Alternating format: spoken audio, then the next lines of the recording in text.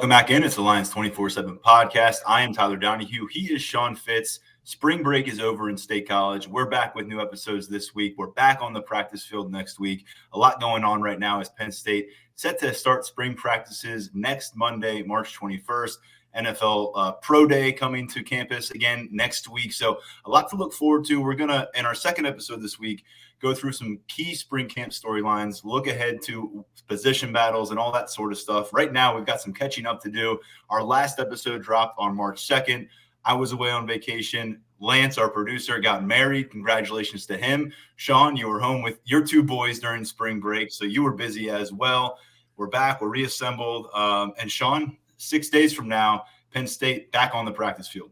Back on the practice field. You look rested and refreshed for a new father. I mean, you got some sun to you. Lance, can you come on the recording for a second? Real quick. What's up, guys? Lance is our newlywed, and also, hey, Lance, Rutgers basketball is in the tournament. How about that? Rutgers basketball is in the tournament. Hey, wait. I'll give you 15 seconds. Go. Why is Rutgers going to beat Notre Dame? It really capped off my weekend. Obviously, as you guys said, I got married this weekend, and Sunday they were announced to be playing in the first four. So I'm excited. I got a ring on my finger now. Something I have to get used to. But overall, a pretty good weekend and a pretty good spring break. Okay, that's it. All right, thanks, Lance, for joining us. That's all the Rutgers basketball coverage you get. They, of course, playing the playing game against Notre Dame. But thanks to Lance for joining us. It's a bridge weekend in Happy Valley. Spring break is over. We got spring practice next week, as Tyler mentioned. A lot of things coming up. We didn't really miss anything with coaches not on campus. They're all on vacation. Players are all on vacation, doing that sort of thing. We did get a little bit of time with the strength and conditioning program before we left. The Max Out Day, which we love to go to every year, gives you a sense of the competition that's going on right now. We always get the squat day for some reason, which is great. It's good. It's great content. We get to see a lot of the players that we haven't seen all offseason. That's the first time we've been in the weight room, or what they consider the weight room right now, which is just one side of Haluba Hall as the weight room gets finished, shooting for August for that to be done, by the way. But no, it was great. You got a chance to see some of the guys that, we haven't seen much of. Adisa Isaac was there. Hakeem Beamon was there. PJ Mustipher was great to see him lifting pretty much as I do on the squat rack, it feels good for me, but obviously he's coming along with his rehab for his knee pretty well. But it was just great to get in there, see those guys working at it. And it seemed there's a lot of juice in that building. Yeah, we've told the story a bunch during the last couple of years, but the last encounter we had with the Penn State football program pre-pandemic was this open weight room session back in 2020. Franklin walking around shaking everybody's hands, and all of a sudden we haven't seen anybody since. We haven't been in the media room at Beaver Stadium. That's going to change on Monday. James Franklin at the podium, us in the seats. First time we'll do that in a couple of years, actually going back to 2019, I suppose, or the winter that followed that season. So more signs of getting back to what we have, kind of been in the routine for covering Penn State. And Sean, one thing we were certainly looking for going into that and getting eyeballs on the program and having a chance to hear from Chuck Losey was updates on Adisa Isaac, Hakeem Beamon, PJ Mustipher. You talked about Mustipher limited but involved. Great sign. You wrote a story last week about just the impact that his return has had on this team. Chuck Losey said himself, PJ Mustipher is essentially a heart and soul leader of this team. And if he's not the leader, he's certainly one of them. And I think the big thing here, Adisa Isaac, sounds like he's primed to go for launch with spring ball. That's kind of been the report for a while. You've talked about that here on the podcast. Missed all of last season. Expected him to step up as a starter, maybe be a breakout kind of player in year 3. Did not happen because of an injury before training camp. That's really big to get him back. We've talked about defensive end depth. Can you count on some of these younger players? Can Penn State still pick up an edge rusher in the transfer portal? Will they swing and miss in that regard? If Adisa Isaac is back and he's back on a trajectory that we thought he might be in 2021, it's a huge answer to a potential issue there.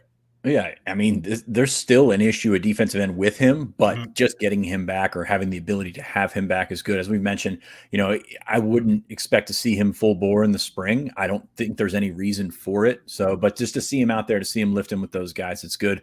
Chuck Losey was asked about those guys. He was asked about Adisa Isaac and Hakeem Beamon especially. And it was funny because it was kind of like a Franklin answer, like, yeah, they're here. They're doing what they're supposed to do. They've done, so I wouldn't take that as hey, everybody's 100% and ready to go, but it's good to see them making, visual progress in front of us, lifting and doing all that stuff. And as you said, with Mustipher, getting him back for the leadership aspect of it, don't expect him to do anything in the spring practice, but just for the leadership aspect of it is huge, because you've been around PJ. We've been around PJ for years, and he's just magnetic. And I think you can see some of that leadership sort of cultivating on that defensive side of the ball, not only with PJ Mustipher, but also at the second level with Curtis Jacobs, which is something that we've talked about before. We weren't sure if he would be vocal enough to be that guy. It seems like things are coming along nicely there. And Jair Brown, people in the program just raving about his presence, not only from a leadership standpoint, but a physical standpoint as well. So starting to see some of the pieces of that defense, which obviously has some retooling to do after losing some quality players from last year. You're starting to see that come together a little bit. Chuck Losley was talking about the progress there of guys like Jalen Reed, like Zariah Fisher on defense. So these guys that are going to be going from young prospects to guys that they potentially lean on and potential starters. I think that's a good direction to go in from that angle.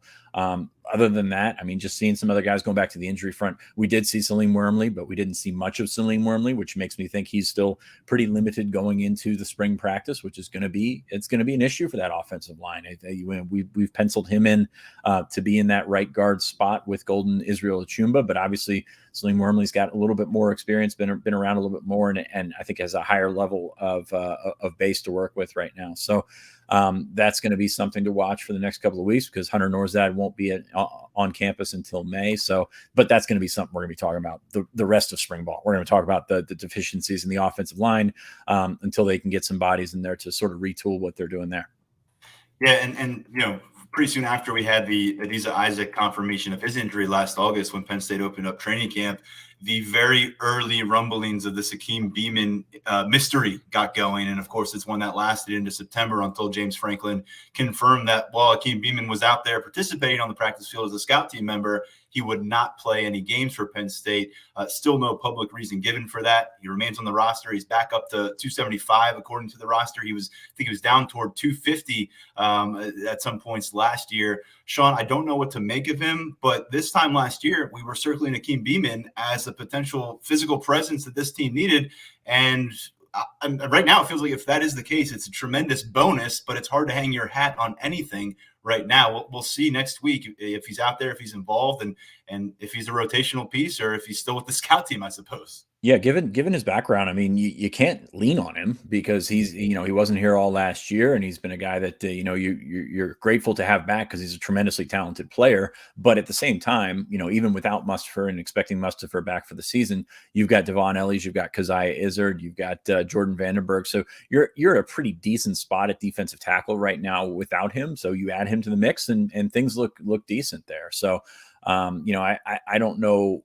I would caution against leaning on him too much right now. And I think he's got to build up. It's been a long time since he's played competitive football. We saw him in the scout team a few times last year, but towards the end of the season, we didn't see him much at practice. We didn't see him at the bowl game. So getting back into that competition aspect of it, I think is going to be a big deal for him. And I hope he makes the strides that he needs to make, because I think he's a really talented player. They still see him as an interior prospect. I know there's issues with numbers at defensive end, but I think this is one that could really help. I mean, as you said, we were penciling him with PJ Mustipher as starters and Derek Tangelo as a rotational piece. And then all of a sudden, Beamon's not playing. Tangelo, I thought, had a really good year last year. And then all of a sudden things look a little bit different at that position, because of guys like Ellies and guys like Izzard. So we'll see what happens with Beamon. I would just take baby steps with him. Yeah, Beamon and Isaac, both year 4 players. They were part of that 2019 recruiting class, key year for a lot of that group. Elsewhere in the defensive front, Zariah Fisher got a shout out from Losi for his progress. You mentioned a few of the players who Losi pointed to, Jalen Reed among them. But Fisher, he was singled out by John Scott a few times during winter conditioning. We're going to see how it translates onto the field this year. But I came away from Tampa when we got a long look at the practice field down there for the Outback Bowl, thinking Zariah Fisher is the solution to the need for a twitch athlete off the edge, an explosive presence. I'm not sure where else you get that kind of juice at the position right now from the guys that we've seen in game action. I think you like a lot what Smith Vilbert can bring, and he flashed against Arkansas. But to me, Zariah Fisher, maybe that there is the biggest room for him to go from how he's viewed now to how he's viewed in December. I think he's got a major ceiling to develop. We heard from Jesse Lucchetta on our episode earlier this month, kind of talking about the ability for Zariah Fisher to take that next step in his second year in that defensive end group.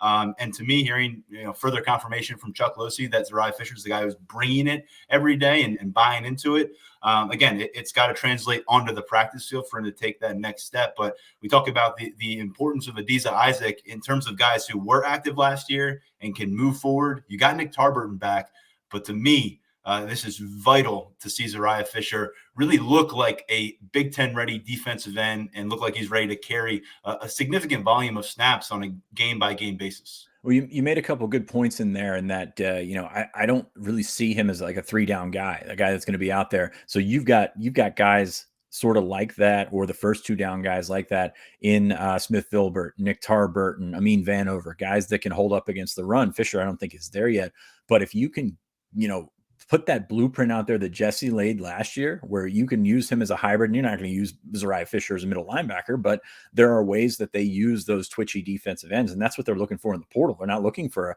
another guy that can be like Tarburton or something like that. You're looking for a guy that can get to the quarterback, and I think Fisher can be that guy. I'm not sure he's there yet, but I think he can be that guy. We've seen a tremendous player over several years at the high school level, and as he continues to get bigger, and he still seems pretty athletic, pretty coming off the edge, pretty twitchy. So I'm excited to see him. I'm not quite there, not quite sold on he's going to be a guy that has a huge impact right away, but I think he has that potential, and he can get there. So I'm right there with you with Fisher. I'm excited to see him. I'm excited to see this defensive line come together, not necessarily because they're going to be a dominant offensive line, but I think there's a lot of mystery and intrigue.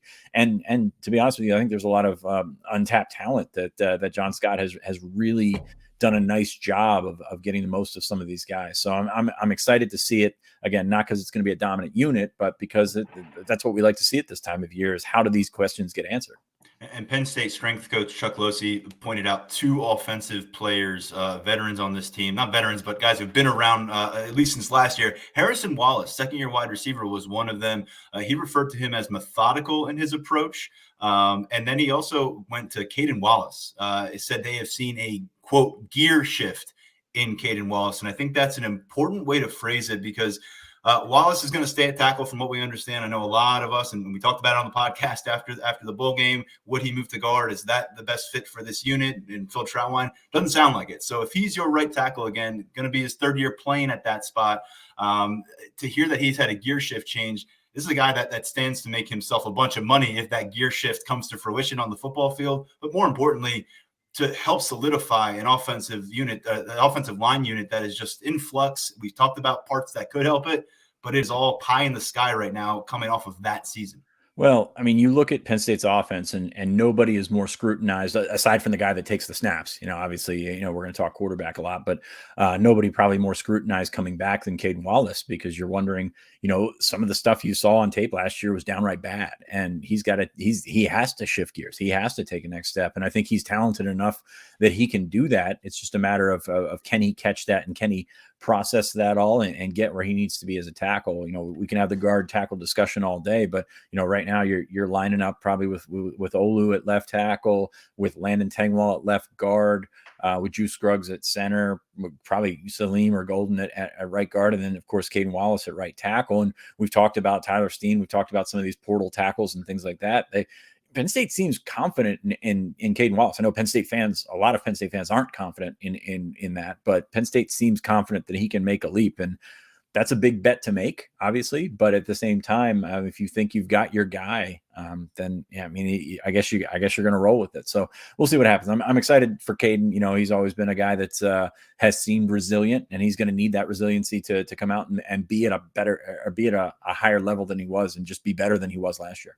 Down in Tampa, Mike Yursich was asked about Caden Wallace moving to guard, and he kind of looked at the reporter like they had 2 heads, said it was not on their radar. We were wondering if that was a poker face. Turns out he's going to stay at tackle. So we'll see. But again, that note from Lucy I thought was interesting on Caden Wallace. More praise for Nick Singleton and Zane Durant. That's been the theme of winter workouts for those freshmen. That's routine by now, right? Yeah, we're those two guys. I mean, you reported on that pretty early in winter conditioning. We heard from their position coaches through those Twitter shout outs. We heard from Lucy now. I'm sure we'll hear about them from James Franklin and his press conference on Monday. And then just a few other players who stood out in the weight room. Very curious to see how each of them progress in pads this spring. Tyler Warren at tight end, Fatuma Mulba, and Jordan Vandenberg at defensive tackle. All three of those guys were kind of wow presences in the weight room this winter. And all three of those guys, and starting to me with Tyler Warren, have an opportunity here to take a big step in 2021 or 2022, I should say. Yeah, I mean, Tyler Warren, I think he said set the squat record for tight ends. That's a pretty good bar to reach, especially for what you would consider your third guy right now. And, I think he's tremendously talented physically and a guy that, by the end of his recruitment, thought he was a 4-star guy just based on some of the stuff that we saw. Of course, the mystery and intrigue around him, seeing as how he was quiet, didn't have a Twitter or anything like that, sort of played into what we didn't know about him. But what we found out about him from a physical angle is pretty darn good. So excited to see his progress. Mulba's very interesting to me because, as I mentioned, there are better football players ahead of him on that depth chart right now. I don't think there's stronger football players ahead of him on that depth chart. The kid's a house. But he's a guy that's tough to move. And Vandenberg, I think, will eventually work his way, probably surprise some people and work his way into the rotation this year. So there are a couple of guys that were singled out by Lozu. By the way, Chuck's never been one to get in front of the camera, but he was ready to go on Thursday whenever we saw him. He had the handlebar mustache ready to go. By the way, I think he's the original with that. I know we talk about Aaron Field, who was at Oregon, is now at Miami, but Fields came after Losey and got in front of the cameras and was a little bit more look at me than Chuck. Chuck just kind of went with it. Now that he's the head guy, he's using a little bit extra wax on that. So that was good to see from Chuck. Also, recruiting continues to change and evolve as we got 2023 offers, 2024 offers. And while we were away, one that really stood out, Sean, was Landon Montgomery getting on the target board for 2023 with Penn State. He's an in-state running back from Scranton Prep. Of course, we know the history here with Pennsylvania running backs. The number one recruit at the position last cycle, Nick Singleton, is now on campus as a freshman. Saquon Barkley, Miles Sanders, Journey Brown, each rose to stardom with the Nittany Lions. And when they offer an in-state running back, we're going to look at it. And you wrote about this last week. Yeah, I wrote about this. Landon Montgomery from Scranton Prep, tremendously talented and productive, really. You look at what he did at Scranton Prep last year, over 2,300 yards. Great kid, too. Everybody that I've talked to, that it's been around him just says great kid, great family, really fits into what Penn State likes to do in terms of recruiting. In terms of the offer, this is one that we've been monitoring for a long time. He came down for a visit in November. Was back on campus in January. They got another look at him there. The question there, you play in Scranton, you're going to have your competition questioned. I don't think that that's a surprise to many people. But you look at his tape and he runs away from people a lot. And, those numbers are huge because he's running away from competition that he's better than, he's running, usually bouncing outside and going. So there's questions about what kind of runner is he? What kind of finisher is he on inside runs and things like that? And I think Penn State just decided that they like him enough to get themselves in it, because you've got Michigan State, you've got Boston College, Arizona State, a lot of schools. I think Iowa came through with an offer as well. So a lot of good running back schools came in. So you're going to give yourself the opportunity to be in that one. And to be honest with you, I mean, this is one that he's been waiting for. I don't think he was shy about that. This is one that he's been really, really hoping for a long time. And the other thing about Montgomery is he's got documented speed, and that's something we talk about with a lot of guys, especially guys that already have offers. Maybe some of those guys out of the region, you don't have the 100 meters on tape. He's got a 10.99, I think it was, and he's got a good 200 meter time as well. So speed really not the question there. Usually when you offer these guys, we talked during the pandemic about guys like Corey Kiner. You didn't have legitimate documented numbers on speed. You've got that on Montgomery. So that checks a big box right there into is he athletic enough? Is he fast enough to make that happen? And he did that as a sophomore. So, I mean, you've still got 2 years worth of track training and things like that. I hesitate, it's kind of like Journey. I hesitate to make that comparison because Journey's faster. But you've got guys that are similar size, guys that were really tremendously productive. Obviously Journey's, playing in Northwest Pennsylvania, just killed kids and ran away from kids in terms of his production. But Montgomery's tremendously productive, and for a Pennsylvania running back, you run down the list of guys that they've offered and guys that they've landed. They've been pretty darn productive, and you look at the guys from out of the region and just haven't been as much. And I know they've hit some guys from Florida, but it's been Pennsylvania for a long time, and you're not used to saying that for skill position players. But Saquon Barkley, Miles Sanders, Jordan Brown, Nick Singleton's in the chamber right now. So there's a lot to like with Pennsylvania running backs. Yeah, apologies on the intro there. It's London Montgomery, not Landon Montgomery. And Sean, elsewhere, Penn State back on campus. They didn't wait long after spring break to start welcoming visitors. Top 24/7 edge rusher was in town on Monday. Yeah, Cam Lenhart, kid originally from Staten Island, played at Don Bosco Prep before transferring to IMG. He's been on the radar for a long time, came up to a couple of games last year, kind of a tweener, 6'3" defensive end. So is he an interior guy? It's hard to say, but he was up on Monday and officially, I don't want to say the floodgates open because they don't have anybody on campus today as we record on Tuesday, but you'll start to see more visitors coming in through the next couple of weeks and weekends. And as they get into spring ball, and we posted some of that stuff on the site, as they get into spring ball, you'll start to see more names pop up. Yeah, one of those names that caught up with him yesterday, actually, quickly. Kobe Boykin, out of California, is from Orange County, Orange High School, a guy that committed to Utah last month, but Penn State is a school that he's been in communication with. Terry Smith has been the point man there early. You're going to see Terry Smith associated with a lot of these California prospects if you read some of the coverage. But Boykin is a guy at 5'8", 170-ish pounds. Diminutive right now, but you watch the film and he made an immediate impression in one of the more talented areas of California. He went out there as a freshman in 2021 in the spring, balled out. And then last fall, Sean, 1,100 rushing yards, 600 receiving yards, 25 total touchdowns. We've got him listed as an athlete at 24/7 Sports. Greg Biggins just saw him out at a Under Armour camp in California and raved about him, called him one of the top performers. And he's going to be at Penn State very quickly, coming off of an offer last week. Already lined up to be here for the final Saturday of March. Now, I want to reiterate, he's a 2024 prospect, but really feels good about his commitment to Utah, but not good enough not to get out here to Penn State. And he's a guy that I think, keep an eye on, because if the Pac-12 programs start swarming, the complexion of this thing changes. He got a lot of early offers in the Pac-12. None of those, didn't get one from Southern Cal, didn't get one from UCLA in the hometown area, but got Arizona, got Arizona State. Obviously, Utah was in the mix early. But Penn State, the Big Ten program to offer, and very quickly going to get that cross-country trip. Again, 5'8", I'm sure Penn State's going to want to eye him up and get a good look at him. But the film speaks volumes, and he's a guy that's gone out and done it in the camp circuit. And that Southern California Under Armour camp, if you can stand out there, you're a pretty darn good player. Yeah, and if you're a 2024 commit at this point, and you're from, no disrespect to Utah at all, but if you're a California kid committed to Utah, I mean, the odds that you're going to stick, they probably don't play in your favor. I mean, obviously Utah had a great season last year. It's a great program, but that's not going to keep other schools away if the other schools want you. So that'll be an interesting one to watch. And for him to turn around and set up a visit right away. I know Penn State has tried to make some more inroads in California. Very tough place to recruit for Penn State because of the travel logistics and things like that. But I know Joe Lorig went out there quite a bit. Terry Smith is in Southern California. You talk about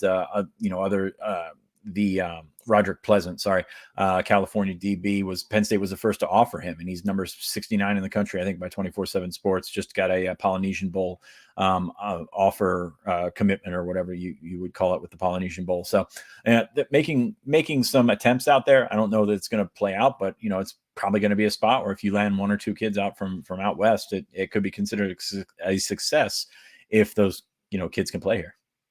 Last year, we were thrilled to see prospect camps back at Penn State. We're getting the full showcase here this summer, and Penn State added Wednesday camps. I know that's something that stood out to you. We got the full schedule. It's up on Lions247. The first camp taking place June 5th. You got the Lions 7-on-7 that weekend, and then wrapping up late July 30th is the final camp setting. And so along the way, a bunch happening. This is when offers are made early. or in the 2022 class or 2023 class at this point. Additionally, this is where your target board completely changes. This is where you get the variety, or this is where you get the variety of prospects on campus, line them up next to each other, keep a few of them after practice, all these sorts of things that you got to do a little bit last year and didn't get to do at all the recruiting cycle before. Just a huge stretch coming up for Penn State. And of course, we'll be there to cover the action. So you've got your constants in the weekend camps in June. You've got that window from June 1st to I think June 24th it is this year, or sorry, June 27th this year. And then, you go in the summer dead period, which goes to mid to late July. And then you open it up at the end of July for a week. But they're trying to something a little bit different here. I think it's interesting because everybody's got the same schedule. You want to have your camps on the weekends. You want to, be able to, get your guys in during the week and maybe take unofficial visits. But now you've got the opportunity to bring them in midweek and work them out on Wednesday camps. So I don't know how those Wednesday camps are going to go. But it gives you a chance to maybe work yourself into somebody's tour that is going from, Michigan to North Carolina or something like that. You're trying to hit the midweek crowd. And that's a place where, tours like the PPI, the European kids that are coming around, they did not come around last year. Maybe that's a spot where you can differentiate yourself, say, hey, we have this opportunity to work out on a Wednesday and make some things happen. So I don't know what those are going to look like, especially, because they're June 15th and June 22nd. So that may interfere with some people's school. But I think it's a different idea. I don't want to call it an innovative idea because other people have done it, but it's a different idea, trying something a little bit different. I think the important thing here, you've got two 7-on-7 and big man challenge. I think probably the second one, June 24th, is going to be the big one because the first one's on Friday, June 10th. And of course, guys still could be in school by then. So, but those get a lot of prospects on campus, whether you know it at the time or not. I mean, how many times have we looked and seen a guy pop up on our site or something like that and say, oh, this guy was, Josh Miller was at the big man challenge, and now all of a sudden he's committed and in Penn State's class. So yeah. I think that those are the important ones. You've got your elite showcases. Then of course, at the end of July, you've got a chance to get guys on campus, and that's when the Lash Bash is every year. That's when it will be this year. So you get a chance to get those guys back on and work them out as well. Before his freshman year of high school, I remember Landon Tengwall turning heads at the big man challenge. So you never know where it's going to come, whether it's a rising senior or a kid just getting into high school. It's a huge opportunity to get verifiable information on prospects from the region and beyond the region. And you mentioned this in your write-up on the camp schedule yesterday. Guys like Omari Evans, Tyler Johnson, Jordan Vandenberg, they aren't on the roster right now. If there's an opportunity for them to get in front of the coaching staff and work out in front of the coaching staff, go back to guys like Malik Mega, Jair Brown that we saw, impress in the camp setting, get an offer, solidify themselves as a target. It's huge. It's huge. And I'm glad that this is just back and we don't have to worry about the virtual combine anymore. And you made a point there, and I don't know if it was intentional or not, but You made a point about Omari Evans and Tyler Johnson, Jordan Vandenberg. They came in last year, and they were doing this one-year thing with the NCAA where you could bring them in, work them out with the coaches on the field as like an individual workout. We talked about these last summer. They were huge for Penn State. I mean, Omari Evans is not on this roster if he doesn't come and run a 4.31 or whatever he did. Tyler Johnson tested out of the, out of his shoes as well. You've got an opportunity for these guys, and now I think those are going away, and that's unfortunate. Yeah. I know, staffers across the country, some people will bellyache about the extra work that goes into it, but it was really beneficial for some of these kids, especially coming out of the pandemic. And to be honest with you, we're not out of the sort of that cloud of guys that haven't been, I don't want to say fully exposed. That doesn't sound right. But they haven't been able to get onto the map as much because they had to go through some of the same things. Now you're moving away from that, but at the same time, there's still going to be people that are guys that are hidden. So be interesting to see where some of those guys stand. And again, the way that scholarships go right now, a lot of those check marks are meaningless. So until they get onto campus, until they work out with the coaching staff, then you've got questions about speed, questions about how they fit, and things like that. So taking away the individual workouts, and I don't really see the point of why they would do away with them, but it sounds like they're going to. You don't understand why the NCAA would do something? That sounds so weird and uncharacteristic of the NCAA. Sean, I will note here, you get a chance here to get all these guys on campus. And the point that you made, if you're a rising senior right now in this 2023 class, you may not have had a sophomore season. If you had a sophomore season, it may have been in the spring, or it may have been 3 or 4 or 5 games, if that. And you probably didn't get a chance to get out and about on the camp circuit because that was really condensed last year, non-existent when they were sophomores. So a huge spring, potentially a launch pad for a lot of these players, and Penn State will be welcoming hundreds of them to campus. Something to look forward here down the road. And I don't mean to cut you off, but a guy like Colby Young, a wide receiver from Lackawanna, was very productive as a freshman last year, listed at 6'3", 210. Penn State's on him. Penn State, of course, has worked out Lackawanna prospects in the past. It didn't work at receiver last time, but they offered Jair Brown after camp, and they obviously love Brisker from the jump. But that's one of those things where you're going to have to bring him in and have him camp against high schoolers, and that's going to leave a little bit of ambiguity in terms of what he is as a prospect. You can still get his 40, you can still get his vertical and all that kind of stuff physically. But, when you're 2 years older than those guys and you've played some semblance of college ball, you should be able to dominate. We saw those guys dominate at one point, for the Jair Brown that you got, you also got Norval Black. So that's leading question. So a guy like Colby Young would be one that would come in for one of those individual workouts, see how he goes. What you're used to, or put him up against what you're used to seeing with your eyes for your college prospects and see if he can fit in. So I think it's going to hurt guys like that. Last time we dropped the podcast, the NFL Combine was just ahead. We had Jesse Luketa to look at that. And coming out of that scouting combine now, more than a week away from that showcase event in Indianapolis, I think it's very clear when you review the results for those 8 Penn State participants, and several of them did not really fully participate or participate at all. It's going to be huge. March 24th here on campus, Pro Day. A lot to prove for several of them. Yeah, I mean, you still have some questions that you want to get answered. I think some of those guys did pretty well for themselves. Dotson's 4.43. We're talking about how slow it seems right now based on his time last year, which is just absolutely ridiculous. 11th among receivers. He can run perfectly fine. Arnold Ebiketie, explosive as we had hoped he had been. Unfortunately, Jesse got hurt and wasn't able to do field work. Brandon Smith tested well, and Tariq Castro-Fields, I think, helped himself probably more than anybody. I think he was 90 in Next Gen Stats, had him in like 97 overall in terms of athleticism skills, a 4.38, which was a little bit faster than we had him expected to go. So that was good. I think Brisker got twinged up a little bit as well. And of course, the biggest disappointment there, Jordan Stout's 40, not nearly as fast as we had hoped. Not even top among punters. I hope you didn't put money on that one. Look, I review the results here. Rasheed Walker, we talked about him. I said going into it, he had the most to lose. He didn't participate physically. So obviously he's also out there. 2 months off of crutches. We don't know where he's at in his recovery. So it wasn't a big expectation for him to work out, but right. You're right. I mean, this is a guy that's going to have to get in front of people and show how athletic he is, show how physical he can be. And that's just another opportunity off the table. And I don't think you can hold it against him because of the injury. I'm sure there's doctors and team doctors and things like that and GMs that know more about his injury than we're going to get. But, I think that any opportunity that you have to get in front of them, I mean, you've got, I think that's going to be a big question for Rasheed. Yeah, he missed the last few games of his Penn State career. Prior to that, it wasn't his best football in a Nittany Lions uniform, and now he's off the field in Indianapolis. Of course, still an opportunity for him to get around NFL scouts and decision makers and do some of the off-field stuff, but it shapes up as a key pro day for him in particular, and also for Jesse Luketa now, who I told you I thought had the most to gain from the NFL Combine if he could go out there and look the part and get people to buy into him as an NFL edge rusher.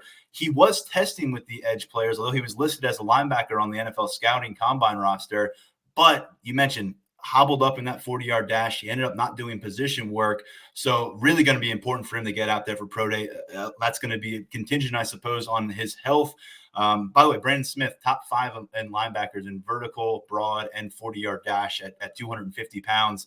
We weren't surprised that he would be a physical specimen. But those are just a few things that popped up to me that, coming out of Indy.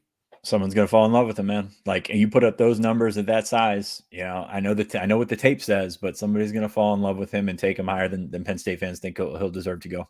No doubt about it. Elsewhere in the NFL, big paydays for some former Penn State players.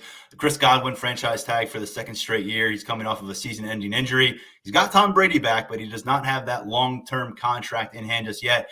Right now, if he has to settle, and I say settle with air quotations, $19 million for that franchise tag for Chris Godwin. And then Mike Gesicki with the Miami Dolphins getting the franchise tag, which is valued at about $11 million at the tight end position. You're seeing some silly money getting spent by NFL teams right now, and probably no more so than the wide receiver position. And Allen Robinson, man, I hope people didn't forget about this guy, because he was stuck with a really, really rough situation with the Chicago Bears offensively in recent years, and he was injured last year. Someone's going to hit a home run by signing Allen Robinson, and I don't know if he's going to get paid as much as some of the names we have seen, but probably won't get paid enough because of the circumstances he's coming off of. Probably not. And he's not going to get paid number one money. And that's obviously something that he got when he went to Chicago. So, but somebody's going to be happy with him. I think he's going to, once he gets healthy and ready to go, and you don't put your entire focus on him, and you don't get Chicago Bears quarterbacks or current Pittsburgh Steelers quarterbacks throwing to him, then I think he'll be in a good situation. So I think for him, I would love to see him figure out what is an ideal situation, where he can win. I just feel bad for Allen. He went to Jacksonville, went to Chicago. He's never really had a chance to win. I see Detroit's been floated out there, although he's a Detroit kid, but would love to see him in the playoffs at some point. Yeah, the Lions, the Jets, two of the 4 teams reported by Ian Rappaport wouldn't really fit the bill there. I don't know if the Browns would either. Raiders might. Those were the 4 teams Ian Rappaport reported. By the time you hear this podcast, he may have found a home. Things moving quickly in NFL free agency. One last note here, Penn State wide receiver, another dealing with injury recovery, and we hope KJ Hamler is back up to full speed by the time the Denver Broncos open their training camp this summer. A lot of people thought he was going to have a big year too. He was lost early. But hey, KJ Hamler, say goodbye to Drew Lock, meet Russell Wilson. That might be fun. Yeah, I mean, it's going to be fun for Hamler. Russell Wilson has been obviously very productive, and he's a guy that can improvise, and that's a good thing for Hamler. So yes. I'm excited to see that offense. I mean, you all of a sudden, if you're Denver, and I see, you say things are changing. We went on the air with Randy Gregory signing with the Cowboys, and now all of a sudden he's signed with the Broncos. So things are changing in the minute. So it's fun to watch that. It's fun to do the NFL free agency, to bring baseball back and do their free agency all at once. It's good times.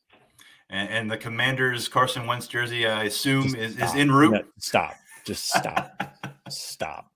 That was quick. All right, Sean, I did include this because you're a basketball guy. We don't talk about it here on the podcast much, but obviously you've got your finger on the pulse of what Penn State is doing. Year 1 under Mike Shrewsbury came to an end. Put up a good fight in the Big Ten Conference tournament, obviously upsetting Ohio State, lasting longer in that tournament than anyone anticipated. But the season ends. Just curious on your thoughts following that first year under Shrewsbury. It's encouraging. I mean, I don't think anybody expected this to be the year, and obviously they've got some pieces to replace with John Harr leaving. But you're going to get Jalen Pickett back next year, which is I really enjoyed watching him play. But yeah, I mean, you have to take the step now from it's great that this team plays really hard for Micah Shrewsbury to you have to fill it with talent. You got to fill, with shooters and things like that and start turning some of those ones. They finished sub 500, but there were a couple games that got away from them. They could have been a 500 ball club. So you've got to turn from, and I know that's the expectation with Penn State basketball all the time. You've got to turn from scrappy underdogs, they play hard, to they start out going out and winning ball games. So we'll see what happens. I was talking with Lance a little bit before. He seems like it's at a Rutgers-like crossroads where they were a couple of years ago. And if Penn State can build into a tournament team eventually, it's going to mean that they've brought in talent. I know Adam Fisher is a tremendous recruiter. They've got work to do on that front to replenish the roster, restock the roster. But I think it's encouraging. They were that team in Indy that people didn't want to play. They went in and upset Ohio State, which is obviously this a big deal in that mini rivalry right there. But I think it's encouraging the way that they came away from it. They won't play in the postseason, but you like the step that they took under Micah Shrewsbury, even though there's certainly improvement to be made in coaching and certain improvement to be made in playing and things like that. But it's a good step forward. I don't think anybody's looking at them as potential Big Ten champs anytime soon, but it's a step forward. And it's a program that rounded out the 247 Sports Top 25 recruit class rankings. So some talent coming in. By the way, Shrewsbury is set to meet with media this week for a postseason recap of his first season at Penn State. So look for coverage of all that and more on Lions247.com from basketball beat reporter Mark Brennan. Sean, it's mailbag time. And while we were away, a few more questions popped up on our 5-star mailbag over at Apple Podcasts. We appreciate those. We'll get to them. We hope we have some more to review as well. Do that at Apple Podcasts. 5-star rating and review, and whatever you want to know about the Nittany Lions, recruiting, football, otherwise. Sean, this is a bit of a loaded question, so stay with me here. I know it's early to tell, and it's completely contingent on how the season plays out, but what are your early predictions on the tight end depth chart after this season? If they have a good year, do Brenton Strange and Theo Johnson make the NFL leap? If they don't, do they transfer? What about Tyler Warren and Khalil Dinkins? Do they get playing time this year, or do they focus on the top two guys with Warren sprinkled in? And is it safe to assume Jerry Cross redshirts? This question hits to all fields. I can respect it. Get it in. It's about 5 questions in one. There's a lot going on there. Yeah. I think the easy one, safe to say Jerry Cross redshirts. I do think he redshirts. You know, he hasn't played a ton of football, so I wouldn't be surprised. And he's got to reshape his body and really get in with that and become. It's funny to look at guys like Theo Johnson and Tyler Warren, and then look at a guy like Jerry Cross. And Jerry Cross is a big guy. There's a different kind of big with Theo Johnson and Tyler Warren. So that's my first answer there. I think Warren gets playing time this year. We kind of had him as a fringe guy last year, and then we saw him play a bunch. And I don't think Penn State's been shy about rotating tight ends in, playing 12 personnel, getting those guys on. I think, first off, before we start a tight end conversation, all those guys got to be better. I mean, let's just throw it out there first. I know that they came in with a lot of hype last year, under-delivered.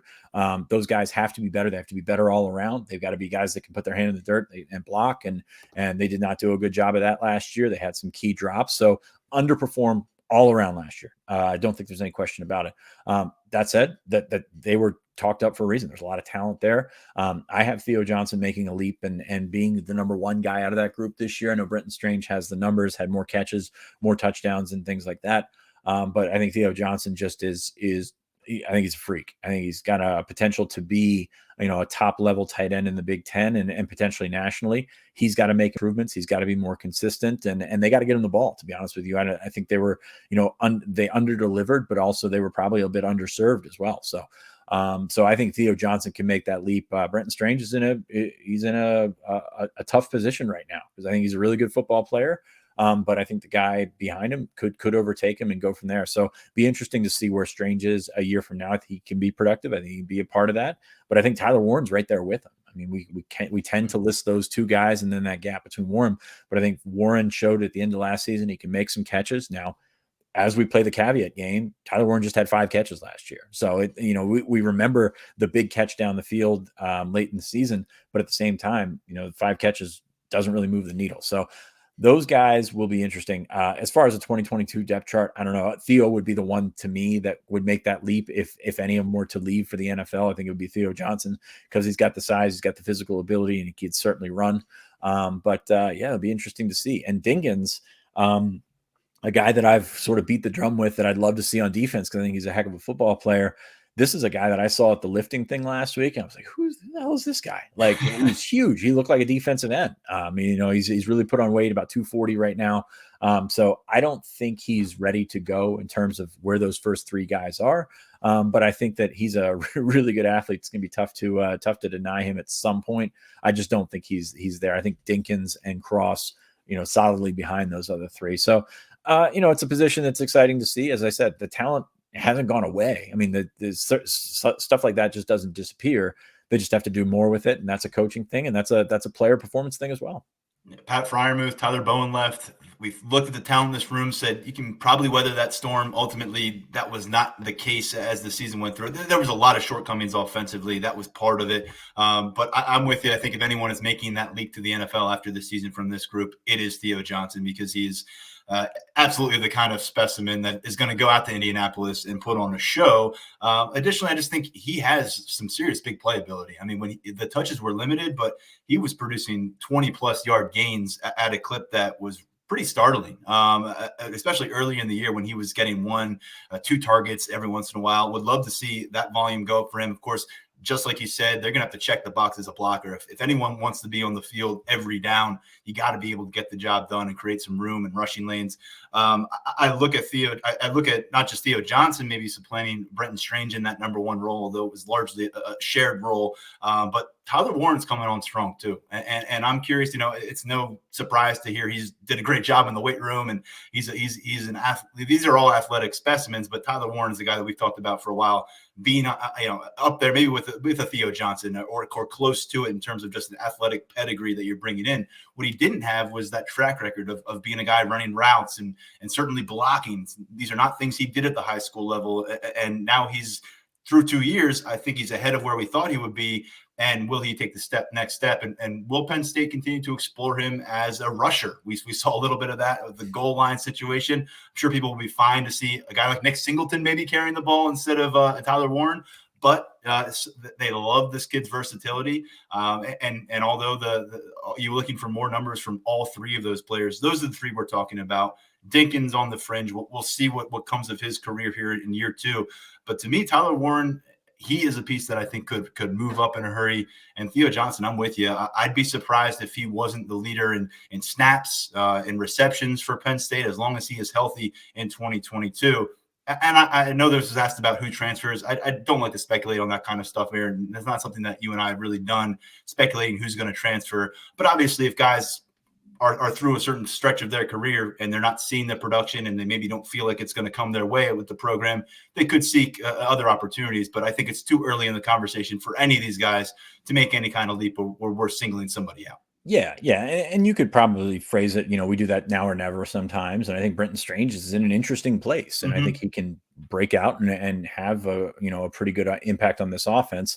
I think just he doesn't bring physically what Theo Johnson brings. So there's questions there. And again, this is one where I'd like to see better usage of the tight ends. This is a group that you can put in the slot. This is a group that you can play at receiver and move them around and try and create mismatches. And I don't think they did a tremendous job of that last year. And sometimes and other times they tried to shoehorn it in and force feed it. So there's plenty of questions about Mike Yurcich here about what he can do with the tight ends, how much they can lean on those guys. Can they be red zone threats and things like that? That'll be something we talk about over the next several months. I still think it's a good group. And that's the thing. Like, I know running back and tight end both underperformed last year, but there's still talent to be had there. I think I feel more confident in the talent in the tight end room than the running back room that's coming back. Maybe that's because we didn't see as much, or maybe the running backs were a little bit more exposed than the tight ends. But they need to be better. They need to be better used. And I think if they do that, they can take that next step. But it was got the cart a little bit ahead of the horse last year with those tight ends. Yeah, the complete stat line combined for Brenton Strange and Theo Johnson over the 2021 season: 13 games, 39 catches, 438 yards, 4 touchdowns. Again, that's combined. Putting the cart before the horse, saying that anybody's going to make an NFL leap out of this group. They got a lot of work to do to justify that kind of a move next winter. Sean, that's going to do it for this episode. It was a catch-up episode. Next time we sit down here and record, we're going to put the focus on the spring ball that's going to start next Monday, talk about key camp storylines. Anything else to add as we've been away for a couple of weeks almost? No, I think we got pretty well caught up. Hopefully we can do that a little bit more later this week. And we appreciate those mailbag questions. As you said, a few came in over the break. I know some people were anxious to get this new episode in their inbox. So hopefully this will hold you over until Thursday. But continue to send those in. Apple Podcasts, leave your 5-star review, leave your questions there. We will be happy to do a podcast episode entirely on mailbag questions, because it's spring and it gets slow a little bit sometimes. Hopefully not much longer, because we've got spring practice coming in next week, visitors and things like that. Check us out on the site at Lions247. But yeah, I think that's my pitch for the 5-star mailbag questions, because we love to be told what to talk about. You do this rundown every week, and sometimes you're scraping a little bit harder than others, but we love reading those questions. Well, you're scraping a lot in January and February, which we survived. We got football on the horizon now. Congrats again to our producer, Lance Glynn, for getting married to his gorgeous wife. And congratulations to Sean for surviving his spring break stay with the boys. I'm Tyler Donohue. We'll be back next episode on Thursday, I believe, here on the Lions247 Podcast. We'll catch up with you then.